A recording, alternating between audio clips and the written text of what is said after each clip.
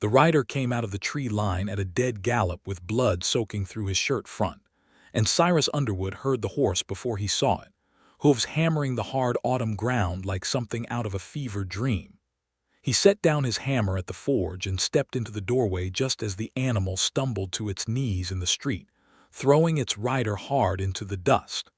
Cyrus was across the yard before the dust settled, dropping to the young man's side. He could not have been more than 20, his face gray beneath a layer of trail grime, a dark stain spreading beneath his ribs where a bullet had gone through. "They're coming," the young man rasped, grabbing a fistful of Cyrus's shirt with surprising strength. "The stakes are false. Prout moved them in the night. Tell Callahan the survey is a lie. Tell him before he signs anything. Tell him." His eyes rolled back before he could finish and his grip went slack. "Who's coming?" Cyrus shook him gently, then harder. "Who moved the stakes? Stay with me, son." But the young man had gone still except for the shallow rise and fall of his chest, and in the distance, beyond the ridge where the road curved down out of the pines, Cyrus heard it. More hoofbeats, at least 4 horses, riding hard. "Olive!" He shouted toward the trading post across the square, because there was no one else close enough and no time to be proud about needing help. "Olive Callahan, I need you now." She came out onto the porch of her father's trading post with a rifle already in her hands, as though she had been waiting all morning for someone to need exactly that. She was quick down the steps, skirts gathered in one fist, and when she reached the wounded man she did not flinch at the blood the way Cyrus half expected a schoolteacher might. She knelt and pressed her palm flat against the wound with the calm efficiency of someone who had done such a thing before. "Get him inside your smithy," she said. "Now, before whoever did this comes to finish it." Cyrus did not argue. He gathered the young man up, surprised at how light he was for a body that had ridden so far and so hard, and carried him through the wide double doors into the forge's dim heat. Olive followed, already tearing a strip from her own petticoat. "Bar the door," she said. "There's no bar." "Then find something." Her voice did not rise, but there was steel in it, the kind that came from a person used to being obeyed because she was usually right. Cyrus dragged an anvil stand across the doorway without a word, and by the time he turned back she already had the wounded man's shirt open and was packing the wound with a folded cloth soaked in something from a small tin she carried at her belt. "You always carry medicine on you?" he asked, watching her hands work. "I always carry sense on me," she said. "Living out here, a person learns to. Now hush and listen for those riders." He listened. The hoofbeats grew louder, then slowed as they entered the town's single street, and through a gap in the smithy's shutters Cyrus watched 4 men rein up near the trading post, rifles resting across their saddles, eyes scanning the buildings. "You know them?" Olive whispered. "Never seen them before in my life," Cyrus murmured, "but I know that look. Hired men. Somebody paid good money to put that boy in the dirt." One of the riders called out, voice carrying easy across the quiet street. "We're looking for a runner. Thief. Took some papers that don't belong to him. Anybody seen a young fella come through, shot up some?" No one answered. Sable Creek was a small town. 40 families at most scattered along the creek below Kestrel Pass, and its people had survived hard winters and worse men by knowing when silence served them better than words. Cyrus's hand found the old cavalry pistol he kept hung by the forge door, more habit than plan since he had not fired it at a man in his life. Beside him, Olive raised her rifle to the shutter's gap, and when he glanced at her she was already sighting down the barrel, steady as a fence post. "You've done that before too," he said. "My father runs a trading post at the foot of a mountain pass," she said without looking away from her aim. "I've done a great many things before." The riders lingered another minute, then turned their horses and rode on toward the pass road, apparently satisfied that their quarry had not stopped in town, or perhaps only biding their time. When the sound of hooves faded, Cyrus let his breath out slow and looked down at the young man on his floor, whose chest still rose and fell, faint but steady. "He's not dead," Olive said, sitting back on her heels and wiping her bloodied hands on what remained of her petticoat. but he will be if that bleeding doesn't stop soon and I don't have what I need here. Bring him to my father's house. We have proper bandaging there and laudanum. Your father's place is right where those men were looking." "My father's place," Olive said, rising and squaring her shoulders, "is exactly where I intend to be when they come back, because I mean to know what in God's name is happening in this valley before another man bleeds out in a blacksmith shop over it." Cyrus looked at her for a long moment, dark hair coming loose from its pins, blood drying on her hands, chin lifted like she expected him to argue and was already prepared to win. He found to his own surprise that he had no wish to argue at all. "Then we'd best move quick," he said, and bent to lift the wounded man again. They carried him between them through the back alleys of Sable Creek, avoiding the main street, until they reached the trading post's rear door. Thomas Callahan met them there, a broad, graying man with kind eyes gone hard with worry, and helped them lay the young man on a cot in the storeroom. "Lord above," Thomas breathed, looking at the wound. "Who is he?" "Don't know," Cyrus said. "But he came through Sable Creek to warn somebody, and he only got out half of it before he went down. Said something about survey stakes being false, and a man named Prout." Thomas Callahan went very still. "Silas Prout," he said slowly, "is the land agent for the Northern Continental Railway survey crew that's been camped up past the pass all month, laying out the route they mean to bring the rail line through next spring. You know him." "I've traded with his crew for supplies," Thomas said. "Seemed civil enough. But I've also heard talk this past week that the route they've settled on runs straight through half the claims in this valley, including mine, including half the homesteads along the creek." He looked at Olive, something grim passing between father and daughter. "If that boy's telling the truth about false stakes, then somebody means to steal this whole valley out from under us, legal-looking papers and all." Olive knelt again beside the young man, checking his bandage, her jaw tight. "Then we had better keep him alive long enough to tell us how." Outside, the autumn sky over Sable Creek remained a flawless, impossible blue, sunlight gilding the aspens gold along the creek bottom, and turning the high shoulders of Kestrel Pass into a crown of fire and rust. It was, by any measure, one of the most beautiful days the valley had seen all year. Nobody in the storeroom had time to notice, and nobody in the mountains above them could have known that the same clear sky was even then drawing a wall of Arctic air down from Canada, patient and unhurried, the way all disasters worth fearing usually are. The young man did not wake until well past dark, and when he did, Cyrus was the one sitting with him, having sent Olive to rest after she'd spent 3 hours changing dressings and forcing broth between the stranger's lips. The forge stood cold and quiet across the yard, the first evening in longer than Cyrus could remember that he had not banked its coals before supper. "Water," the young man croaked, and Cyrus helped him drink from a tin cup. "Name's Cyrus Underwood," he said. "You're safe for now in the back of the Callahan trading post in Sable Creek. Man who owns it wants to know your name and what in the hell you were running from." "Jacob," the young man managed. "Jacob Hale. I was chainman for the railroad survey crew up at their camp past the pass." He coughed, wincing at the pull of his wound. "I saw Prout and another man moving the boundary stakes 2 nights running, shifting them near a mile east each time, right through country that's already got homestead claims filed on it. County recorder's office is 2 days' ride from here. Man can shift stakes faster than a widow can file paper to stop him." "Who was the other man?" Cyrus asked, though something cold was already settling low in his gut, some old instinct from a childhood spent learning to read his father's business by the company he kept. "Big rancher," Jacob said. "Owns half the grazing land from here to the territorial line," they said. "Underwood, I believe the name was. Jedediah Underwood." Cyrus sat very still. Across the room, the lamp flickered, and somewhere out past the shuttered window the last color was draining out of the western sky. "That's my father," he said quietly. Jacob's eyes widened despite his weakness. "Then you'll understand why I didn't dare ride straight into your ranch to warn anybody there."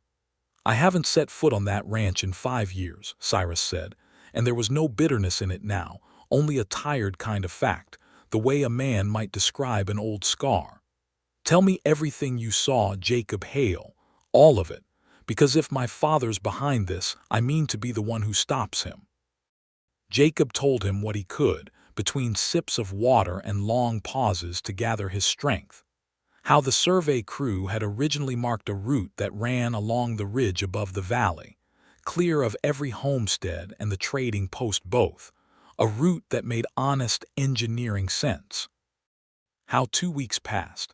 Silas Pruitt had begun quietly redrawing the maps to bring the line instead straight down through the valley floor, through Callahan's land, through a dozen homestead claims filed by families who'd broken that ground with their own hands. How the paperwork Pruitt filed with the Territorial Land Office described the valley floor as unclaimed government land, ripe for the railroads taking under its right-of-way grant, when in truth, every acre of it had been legally claimed and worked for years. And how Jedediah Underwood stood to buy up the displaced families' abandoned claims for pennies once they were forced out, then resell the very same land to the railroad at a magnificent profit once the fraudulent survey became the recorded route. I found the real survey notes, Jacob said, his voice fading. The honest ones before Pruitt altered them. I hid them before they caught me stealing a look at his ledger. If somebody could get to Prairie's End, to the land office there with those notes and enough witnesses, where did you hide them? Cyrus asked. But Jacob Hale had gone under again, exhausted past speaking, and Cyrus was left alone with the lamp and the terrible, familiar shape of his father's ambition settling over the valley like a shadow. The town meeting the next morning drew nearly every family in Sable Creek into the trading post's wide front room, boots stamping off the morning frost, voices low and anxious.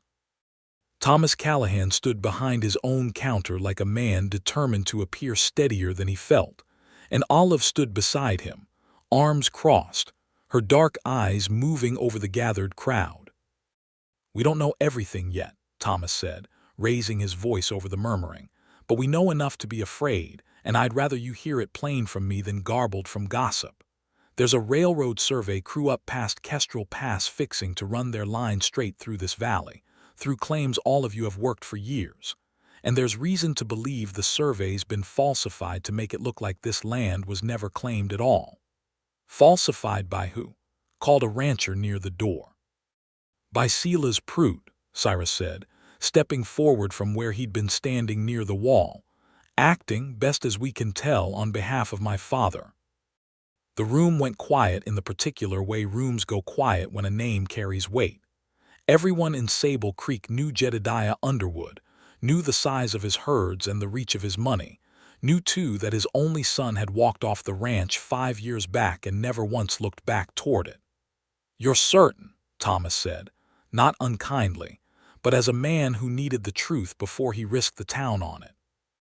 "I'm certain the boy in your storeroom has no reason to lie," Cyrus said, "and I know my father well enough to believe every word of it. He's wanted this valley since before I could walk. Grazing rights along the creek bottom, control of the pass road, all of it. A railroad running through land he happens to own would make him richer than God, and if the only obstacle in his way is a few dozen homestead families and a schoolteacher wanting to build a schoolhouse, he will not lose a single night's sleep over it." Olive's chin lifted at that. "This concerns the schoolhouse plot too, then?" "It concerns every claim in this valley," Cyrus said, "including the parcel by the creek bend you've been trying to get the town to grant you for a school, and including the same parcel I've been quietly farming these 2 years past, since apparently neither of us has clear title recorded, and Pruitt's false survey would sweep us both aside without a second thought." That drew a ripple of surprised murmuring, because most of the town had not realized the schoolteacher and the blacksmith had any dispute between them at all, let alone one over the very ground now threatened. Olive turned to look at him fully for the first time since the meeting began, something sharpening in her expression. "You've been farming the Creek Bend plot. That land has stood empty since old Hollies died 3 years back." "Empty of buildings," Cyrus said evenly. "Not empty of crops. I've put in potatoes and beans there 2 seasons running, traded the surplus for iron stock, and coal I can't always afford otherwise.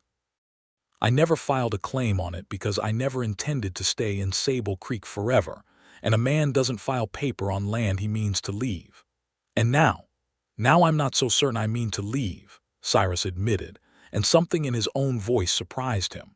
Thomas Callahan cleared his throat, plainly deciding that the town's business needed to come before whatever was passing between his daughter and the blacksmith.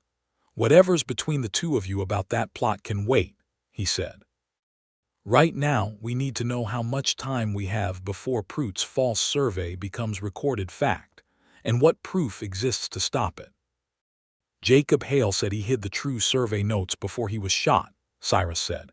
"If we can find them and get them to the land office in Prairie's End alongside enough witnesses willing to swear to their claims, we might yet turn this." "Prairie's End is 2 days' ride," someone called from the back. "Winter's closing the passes within the month." "Then we'd best not waste the days we have," Olive said, and something in the simple certainty of it settled the room more than any speech from her father could have. Jacob Hale's fever broke that evening, and by the following morning he was well enough to sit up and answer careful questions, though Olive forbade him from rising further for at least a week, a command he did not seem inclined to argue against. "The notes are in a tin box," Jacob told them. Cyrus and Olive both crowded close around his cot in the storeroom's lamplight. "Buried under a marked stone above the survey camp on the west shoulder of the ridge, maybe 2 hours' ride past the pass. I'll draw you as clear a map as I can, but I can't promise I recall every turn true. I was running for my life when I hid them, not admiring the scenery." "You did fine," Olive said gently, and something in the way she said it made Cyrus glance at her, struck again by the easy competence she carried into every room she entered, whether it held a bleeding stranger or 40 frightened neighbors. That night, after Jacob slept and Thomas had gone to bed exhausted, Cyrus found Olive out on the trading post's back porch, wrapped in a shawl against the cold, looking up at a sky gone thick with more stars than seemed decent for a world with this much trouble in it. "You should be resting," he said. "So should you." She did not turn. "I keep thinking about that boy's face when he said your father's name.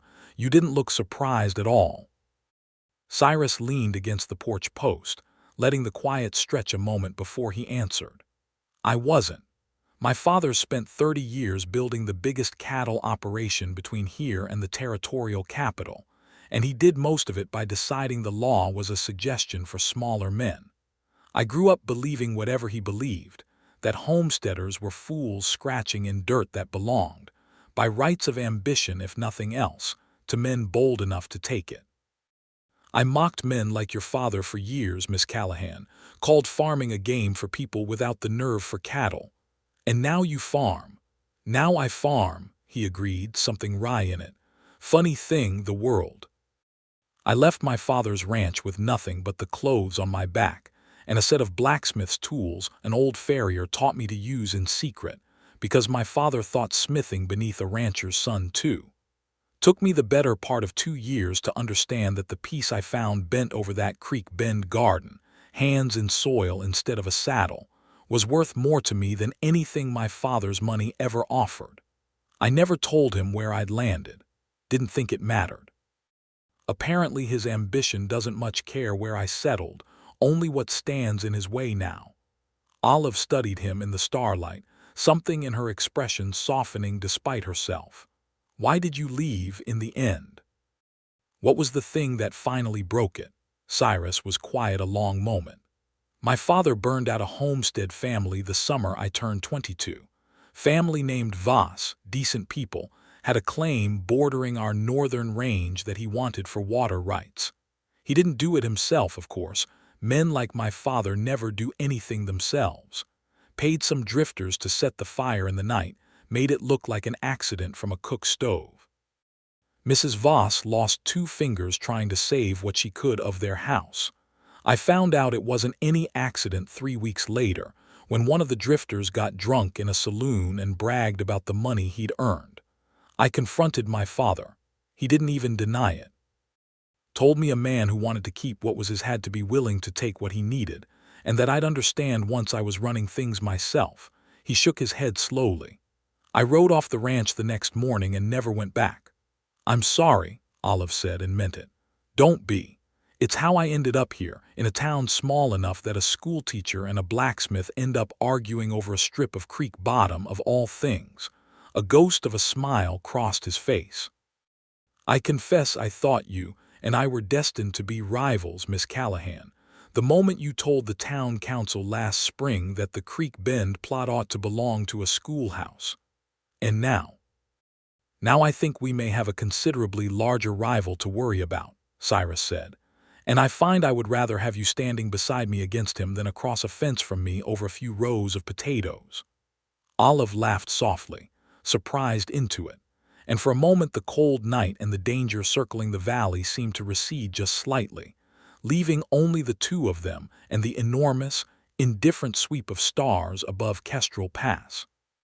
They rode out for the ridge camp 3 days later, once Jacob's map was as clear as his memory could make it, and once Thomas Callahan still needed to run the trading post and keep watch over Jacob's recovery, had reluctantly agreed that his daughter was better suited to the mountain trail than he was with his bad knee. Cyrus went because he knew the country better than most, having ridden every inch of it as a boy before his falling out with his father, and because he could not have stayed behind in the forge pretending the whole business did not concern him. The morning was glorious, cold and clean, the aspens along the trail burning gold against a sky so blue it seemed painted. Cyrus noted, as they climbed, the way the light lay flat and hard along the peaks, the way the wind carried a mineral edge beneath its crispness that had nothing to do with the season's ordinary chill. "Storm coming," he said, more to himself than to Olive. "Not for days yet, surely," she said, glancing up at the perfect sky. "It's the finest weather we've had all autumn. That's exactly what worries me. My father's foreman used to say the mountains never warn you twice, and the second time you don't get a warning at all, just weather. I've seen skies like this turn to blizzard inside a day, up this high." They found the marked stone by mid-afternoon, exactly where Jacob's crude map suggested, half a mile above the abandoned survey camp, where cold ash and boot prints in the frost still showed evidence of recent occupation. Cyrus dug with a hand trowel while Olive kept watch, and within a quarter hour they had the tin box, its lid rusted but intact, containing folded survey notes in a careful, precise hand entirely different from the crossed-out revisions layered atop them in a second, hastier script. "This is it," Olive breathed, unfolding the original notes with careful fingers. "This shows the ridge route, clear and legal, filed and witnessed by 2 chainmen and the crew's licensed surveyor. And here," she pointed to the second layer of markings, "this is where somebody's redrawn the line straight through the valley floor, through my father's post, through half the homestead claims along the creek. And there," Cyrus said grimly, pointing to a signature scrawled at the bottom corner of the altered map, "is Silas Prout's name, right beside my father's, both of them witnessing a survey that never happened the way they claim it did. They had what they needed. It should have been simple after that. A straight ride back down to Sable Creek and onward to the land office at Prairie's End, with proof enough to end the fraud before it began." But the mountains, as Cyrus had feared, did not intend to make anything simple that autumn. The trouble began at Callahan's trading post 2 days after Cyrus and Olive returned with the survey box, on an afternoon that had begun, like every afternoon that week, deceptively fair. Thomas Callahan had ridden out alone to check a snare line along the creek, a small habit of his that supplemented the post's larder, and he had not returned by dusk. Olive noticed first, of course. She always noticed first when something in her small, orderly world had shifted out of place. She found the signs herself before she ever raised the alarm.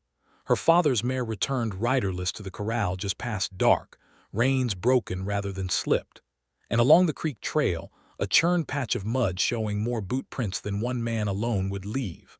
Along with a dropped tin matchbox stamped with the initials SB, she rode for the smithy at a gallop, finding Cyrus banking his forge for the night, and did not bother dismounting properly before the words came tumbling out. "My father's gone. Someone's taken him. There are boot prints along the creek trail that aren't his, and I found this." She held out the matchbox, hand not quite steady despite the calm in her voice. Cyrus took it, turned it over, and his jaw tightened. "Seal as proof. They know we found the notes," Olive said. "They must. My father's the only witness who could swear before a judge to every family's claim along that creek going back years. If they silence him or scare him off, half our case falls apart." "Then we go get him back," Cyrus said, already moving toward his horse. "Tonight, before that storm I've been dreading decides to prove me right." They gathered what help they could in the hour that remained before full dark. Two ranch hands from a neighboring spread who owed Thomas Callahan a debt of kindness from a hard winter years back. An old trapper named Amos Fielding who knew Kestrel Pass better than any living man. And Jacob Hale himself, who insisted on riding despite his healing wound, arguing that he alone could identify Pruitt's hired men on sight. "You're in no condition," Olive told him flatly. "I'm in exactly the condition of a man who owes your father his life," Jacob said. "I mean to help get him back." They rode out before midnight under a sky still deceptively clear, though Amos Fielding kept glancing westward with a frown deepening on his weathered face. "Wind's backing around," the old trapper said. "Smells like snow coming down off the divide. We find your father quick, or we don't find him at all before this breaks."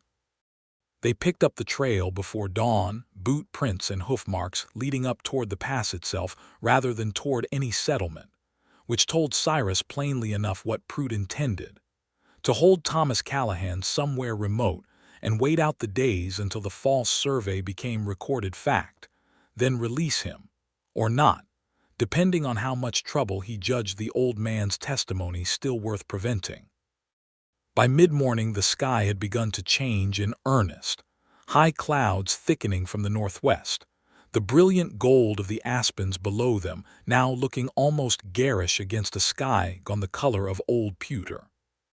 The temperature dropped noticeably as they climbed, their horses' breath steaming, and Amos Fielding called a halt at a rock overhang to check his own instincts against the sky one more time.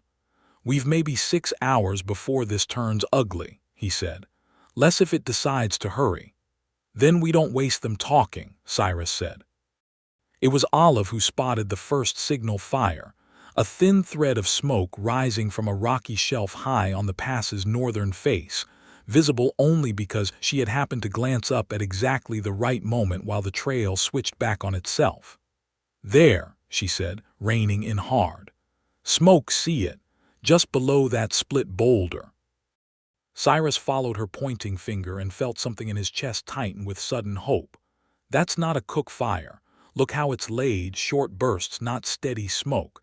Someone's feeding it green wood on purpose to make it smoke thick, then smothering it and starting again."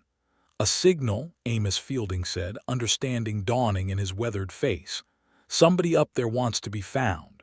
"My father," Olive breathed. "He'd know how to do that. He taught half the trappers in this valley their fire signs when he first came out here, before I was born." They pushed their horses hard toward the shelf, the trail growing steeper and rockier, the wind picking up in earnest now, carrying the first scattered flakes of snow that stung more than they should have for how early in the season it still was. As they climbed, a second signal fire appeared farther along the ridge, then a third, each one placed, Cyrus realized with growing admiration, exactly where a man being marched under guard along a mountain trail might have opportunity to pause, gather brush, and strike a spark before his captors noticed or cared to stop him. "He's guiding us," Cyrus said. "Each fire's showing us which fork to take. Your father's a braver man than most soldiers I've known, Olive." They found him an hour later, in a stand of stunted pine below the ridge's final shoulder, guarded by two men who had clearly not expected pursuit to arrive so quickly, nor with such numbers. Thomas Callahan sat with his hands bound before him, a bruise darkening one side of his jaw, but his eyes lit with fierce satisfaction the moment he spotted his daughter cresting the rise. "Knew you'd read my fires," he called out, before one of his guards struck him across the shoulder to silence him. What followed was not the stuff of dime novels, no great cavalry charge or blazing gunfight, but it was dangerous enough for all that. The two guards, seeing themselves outnumbered 5-2, and with weather worsening by the minute, chose retreat over a fight they could not win, firing a few wild shots to cover their scramble down the far side of the ridge that struck nothing but rock and startled snow loose from the pines above. Cyrus put himself bodily between the gunfire and Olive without a moment's thought, an instinct rather than a decision, while Jacob Hale, weak as he still was, managed to wing one of the fleeing guards in the leg with a shot that would slow, though not stop, his escape.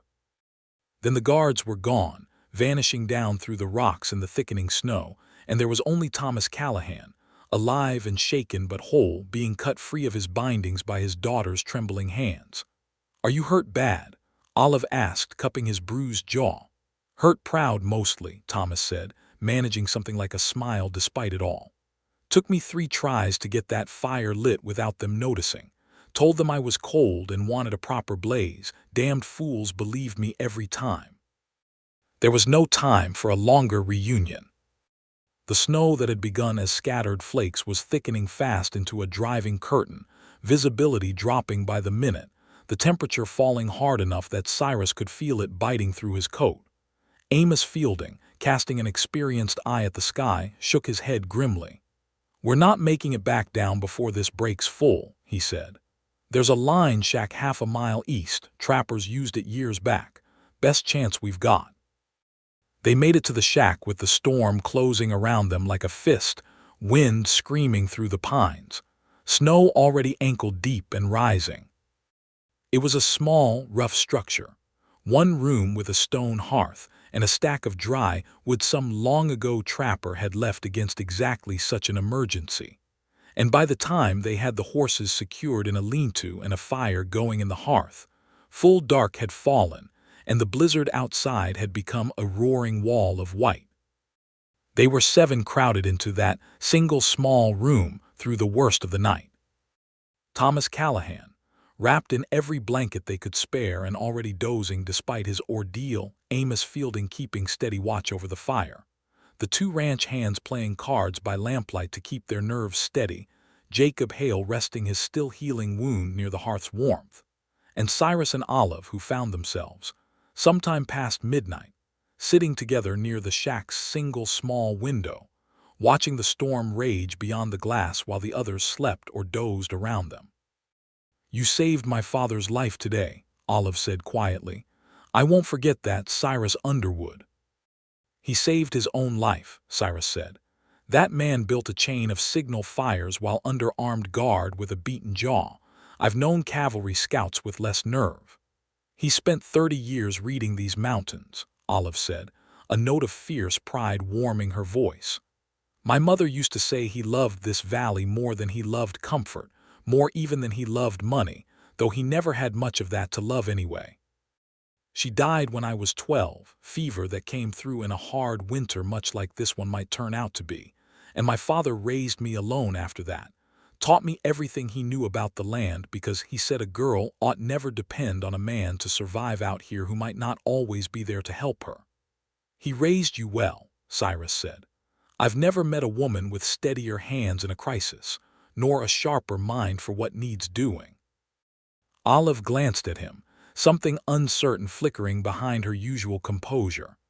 "I've spent most of my life being told a schoolteacher ought to be gentle and quiet, ought to know her place and keep to it.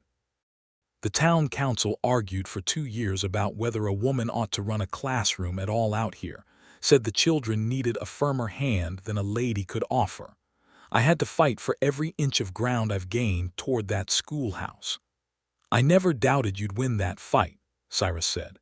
"Not from the first day you leveled that rifle steady as a soldier while a stranger bled out on my floor." Something shifted between them in the firelight, the cold and the danger of the day stripping away whatever careful distance either of them had maintained since that first chaotic morning. Olive's eyes searched his face, and Cyrus found he could not look away from her. "I thought we were meant to be rivals," she said softly, an echo of words he'd spoken days before. "I've reconsidered my position," Cyrus murmured and leaned in, giving her every chance to pull away if she wished it. She did not pull away.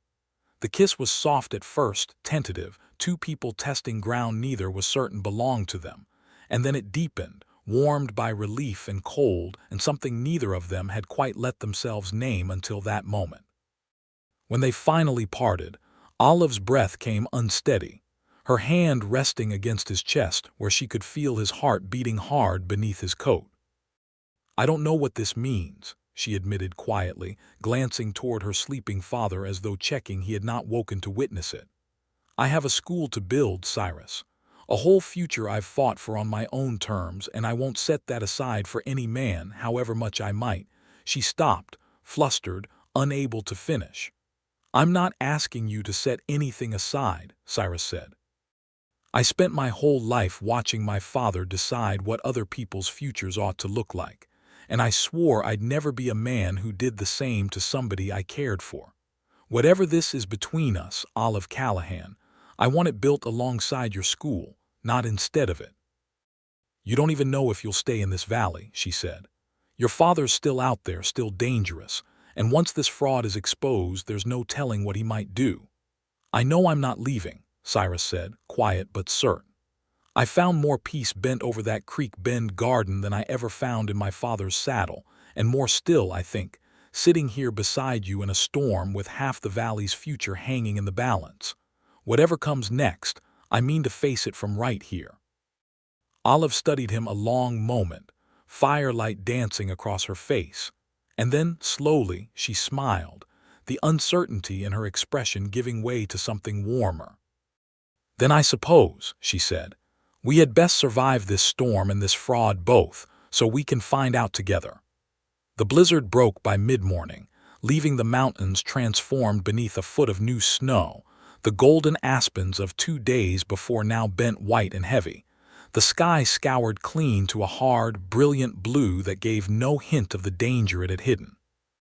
They made their way down out of the pass slowly, careful of drifts and ice, Thomas Callahan riding steady despite his ordeal, and by late afternoon they reached Sable Creek, to a town already buzzing with worried speculation about the missing trading post owner. The relief that swept through the square when they rode in was immediate and loud, neighbors crowding around to help Thomas down from his horse, someone already running for the doctor to check his bruised jaw, children darting between the legs of adults trying to hear the story firsthand. But there was work still ahead of them, and Cyrus knew it would not wait long. They rode for Prairie's End 3 days later, once Thomas had rested enough to travel, and once the survey box, Jacob Hale's testimony, and sworn statements from a dozen homestead families had been carefully gathered and secured.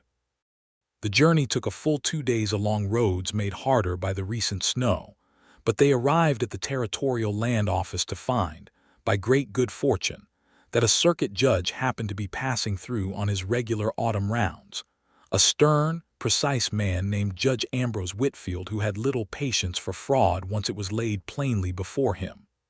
The confrontation that followed was not the stuff of gunfights, but it carried its own kind of drama all the same.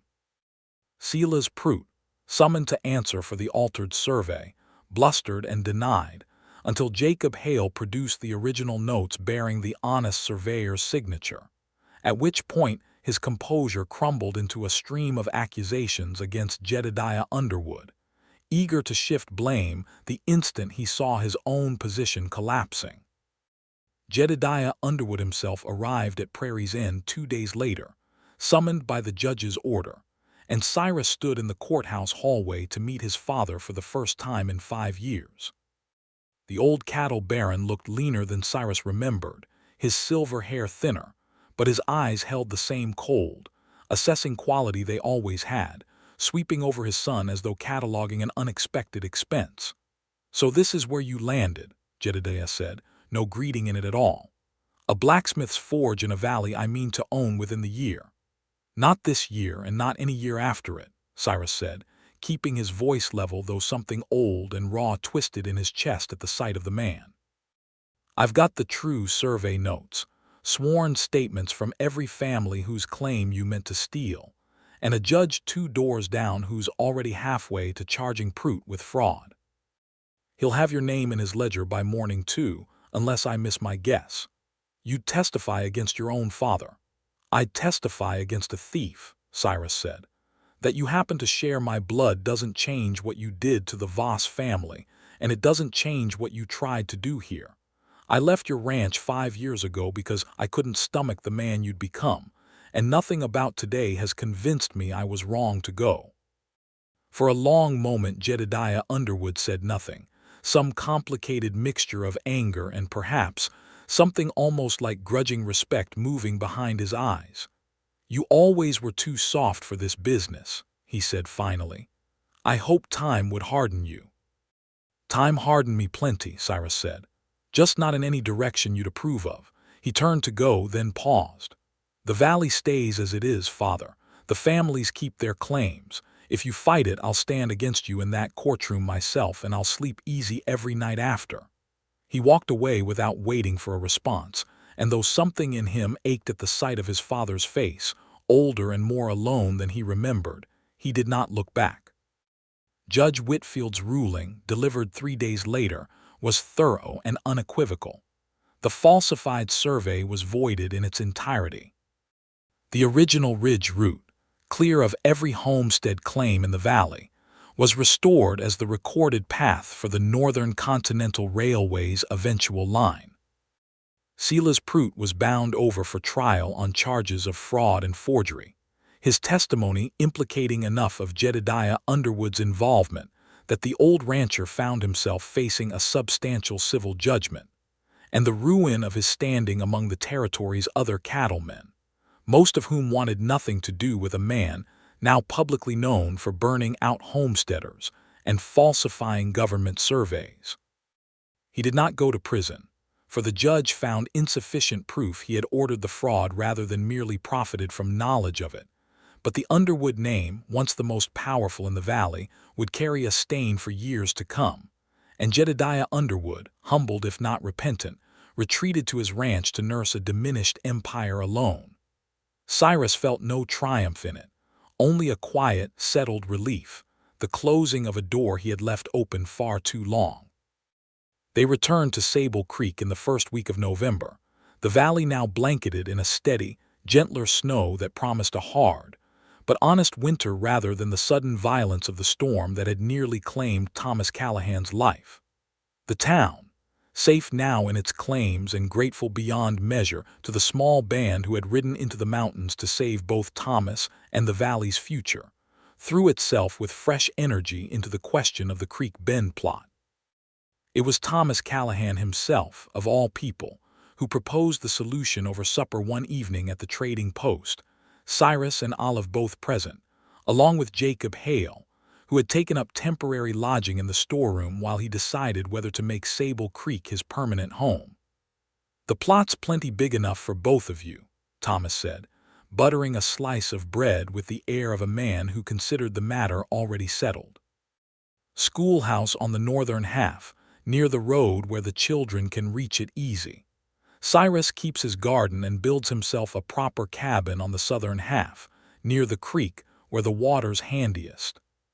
Seems to me the two of you have been circling around sharing that land since the day you met. Might as well make it official." Olive flushed, glancing at Cyrus, who was doing a poor job hiding his own smile. "Father, that's hardly what? Hardly true." Thomas raised an eyebrow. "I may have a bad knee, Olive, but my eyes work fine. I watched the two of you ride back down out of that pass together looking like you'd left something important up there, and I don't mean the survey box." "He's not wrong," Cyrus admitted, and Olive's flush deepened, though she did not disagree.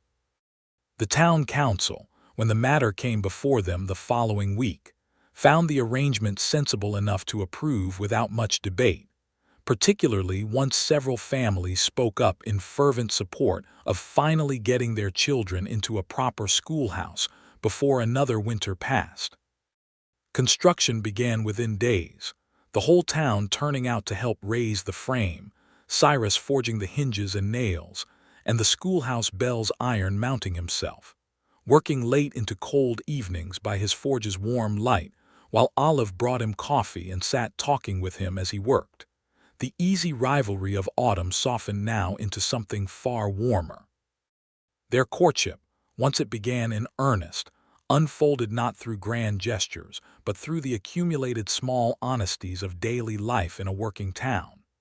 Cyrus walked Olive home from the schoolhouse site each evening as the frame slowly rose, the two of them talking over everything from the shape of the desks he meant to build to the deeper uncertainties still lingering between them. "I worry sometimes," Olive admitted one such evening, snow crunching beneath their boots, "that marrying you would mean marrying your family's shadow along with you.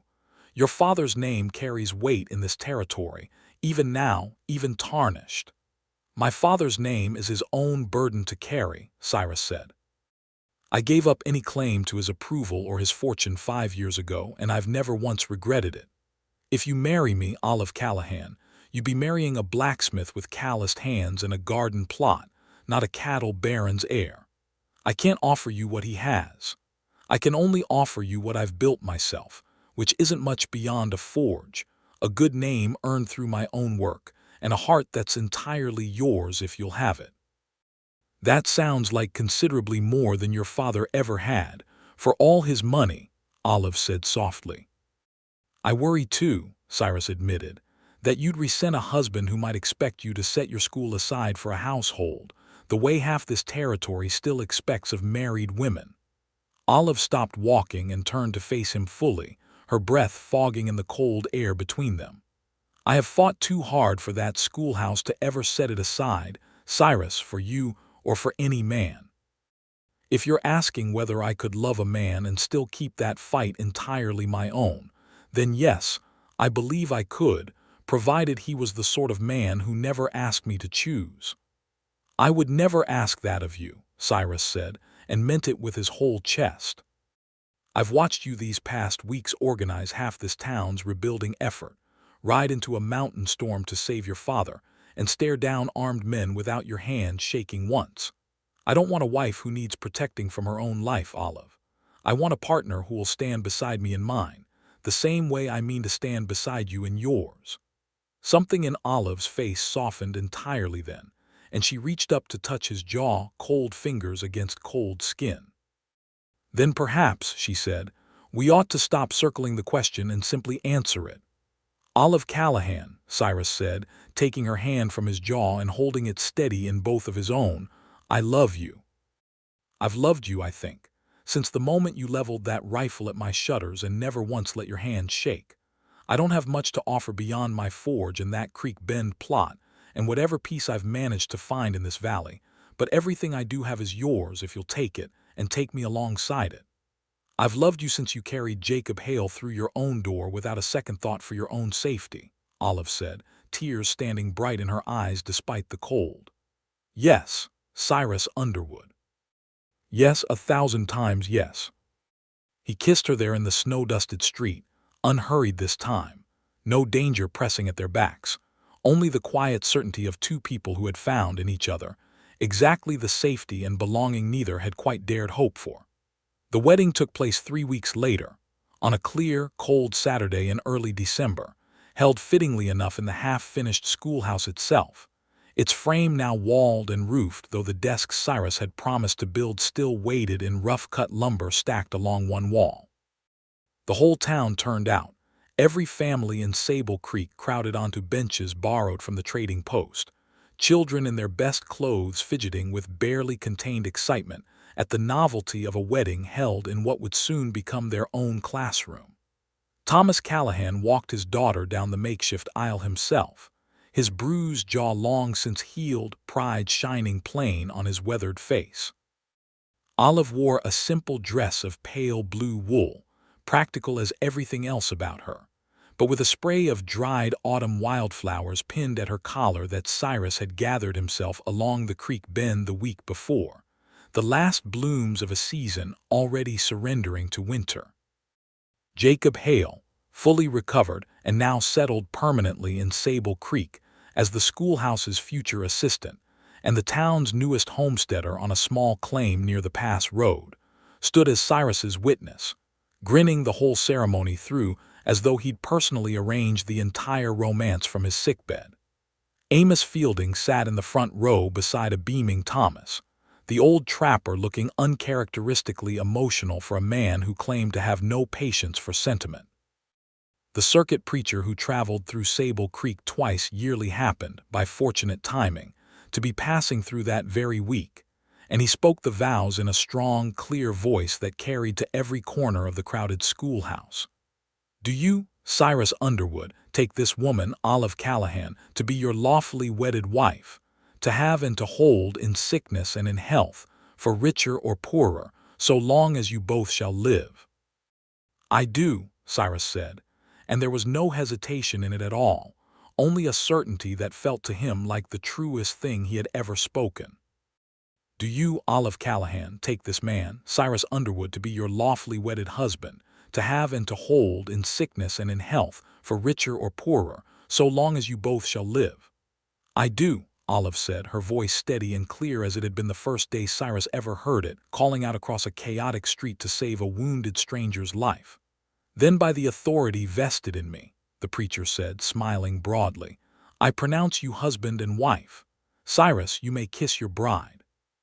He did, to the enthusiastic cheers of the assembled town, a kiss far more public than the one they had shared in a mountain-lined shack, but no less heartfelt for it. And when they finally parted, the schoolhouse erupted into applause and laughter, someone already striking up a fiddle for the celebration that would carry on well past dark. The reception spilled out of the schoolhouse and across the square toward the trading post, tables laden with food the whole town had contributed, venison and fresh bread and preserves put up from the last of the season's harvest. Much of it, Olive noted with quiet pride, grown from the very creek bend garden that had once been the source of their rivalry. Cyrus danced with his new wife beneath a sky gone brilliant with early winter stars, the same sky that had watched over their first desperate night defending a wounded stranger, the same sky that had hidden a killing storm behind an autumn day too beautiful to trust, and now watched over something far gentler taking root in its place. "I never imagined," Olive said, resting her head against his shoulder as the fiddle music slowed, "that a man who once mocked farmers for scratching in the dirt would end up marrying one, and finding his whole heart's peace doing exactly that." "I never imagined," Cyrus replied, "that the land I once looked down on would end up being the very ground I'd choose to build a life on, or that the woman fighting me for it would end up being the reason I never wanted to leave." Thomas Callahan found them a while later, slightly unsteady from the cider being passed around, and clasped Cyrus's shoulder with rough affection. "Your family now, son," he said. "This valley's seen enough men try to take what wasn't theirs. Glad to see it's also seen at least one man learn to build something worth keeping instead." "I mean to keep building it, sir," Cyrus said, "for as long as your daughter will have me." "She'll have you a good long while, I expect," Thomas said, glancing fondly at Olive. "She's never once in her life settled for anything less than exactly what she wanted." Snow began falling again as the celebration wound down toward evening, soft and unthreatening this time, dusting the schoolhouse roof and the forge across the square and the creek bend plot where, come spring, Cyrus meant to break new ground alongside his wife's classroom windows, so the children might watch things grow even as they learned their letters. The false survey was voided, the valley's claim secured, the railroad's honest route settled along the ridge where it would trouble no one's home, and Jedediah Underwood's shadow, once so vast across the valley, had shrunk at last to the size of one diminished, lonely old man on a ranch his own choices had hollowed out. Cyrus Underwood, cattle baron's runaway son, stood in the gathering dusk with his new wife's hand warm in his own, looking out over the valley he had once been taught to see as beneath him, and had instead found, against every expectation, to be exactly where he belonged.